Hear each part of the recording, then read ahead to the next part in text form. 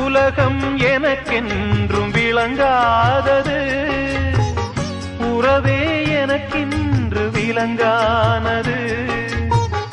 அடடா முந்தானை சிறையானது, இதுவே என் வாழ்வில் முறையானது.